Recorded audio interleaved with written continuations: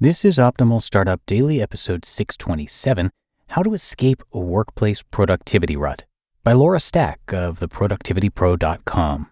And I'm Dan, I'm your host here and your narrator, reading to you every single day to help you improve your business life. And now, with a little help from Laura Stack, one of our regular authors, let's get right to it as we optimize your life. How to Escape a Workplace Productivity Rut, by Laura Stack of theproductivitypro.com. By now you've internalized the basics of time management in an effort to maximize your productivity. You know you must be self-disciplined, shut down distractions, eliminate time wasters, improve information handling, and make every effort to smooth out your workflow. The problem is, you can do everything right and still end up with poor results if you're not careful. After following the straight and narrow path for a while, you may discover that you've worn yourself into a constrictive rut, where speedy reaction to the evolving business environment becomes difficult. In the end, your efforts to save time might result in a willingness to do no more than necessary to meet minimal standards.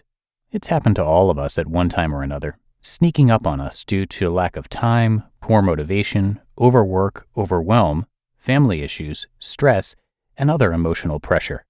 You may not be burned out, but you're just going through the motions, no longer thinking much about the bottom line, responding to emails, and generally just keeping up. To put it in a way we're all familiar with, you're doing work that would get you a C back in your grade school days. Good enough to pass, but far from honor roll material. You're maintaining the status quo. Jumping out of the groove. Fortunately, you can escape most productivity ruts with the application of a little strategy and elbow grease. Pause long enough to find something to tow you up out of that ditch. A winch at least, or if necessary, a crane. Start by redefining your goals, looking for the motivational triggers that set you on your path towards success in the first place. Trip those triggers to jumpstart your productivity engine again. Alternately, discuss your problems with someone who may be able to help, a mentor, a friend, or a spiritual advisor. Ideally, someone who's overcome something similar in the past. Brush up on rusty old skills and look for alternate methods of doing your work that produce significantly better results, even if they do require a little more effort. There's always a better way of doing something, and you won't find them if you don't look.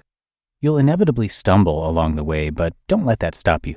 Stay flexible so you can bounce back quickly.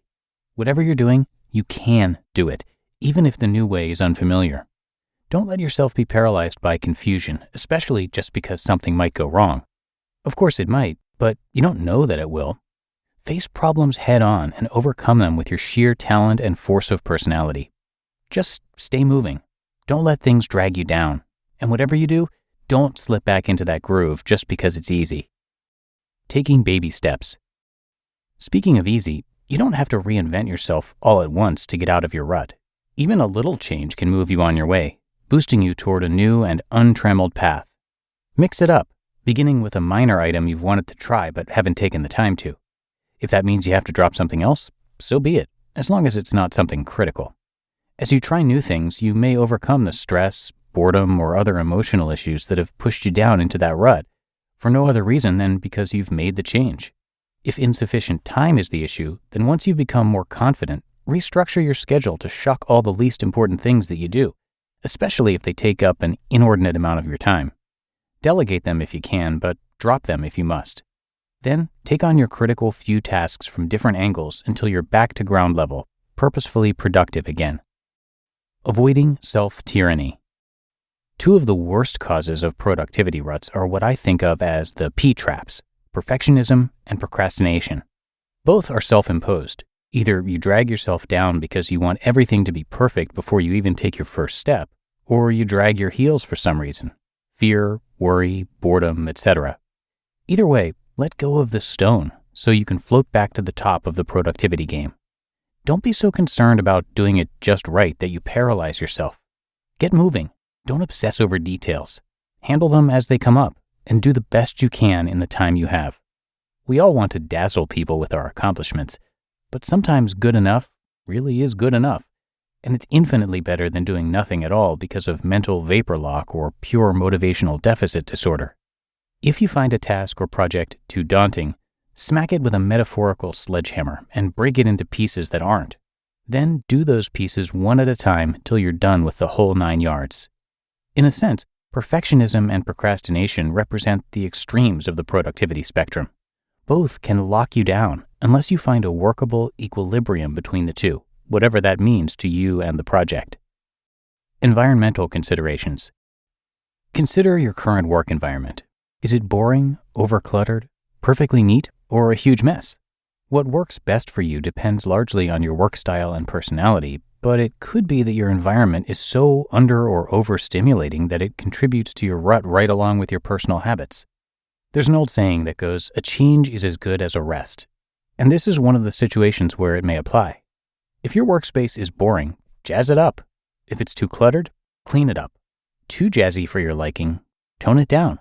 You may find that a change will also have useful side effects, like making things easier to find. What about your physical constraints? Is it too warm or cold? Is your chair uncomfortable or simply the wrong height? Do other ergonomic issues determine how long you're willing to stay at your workstation and how you feel after a full day trapped there? If you do feel trapped, that should be a dead giveaway. Does your work actually cause you physical pain?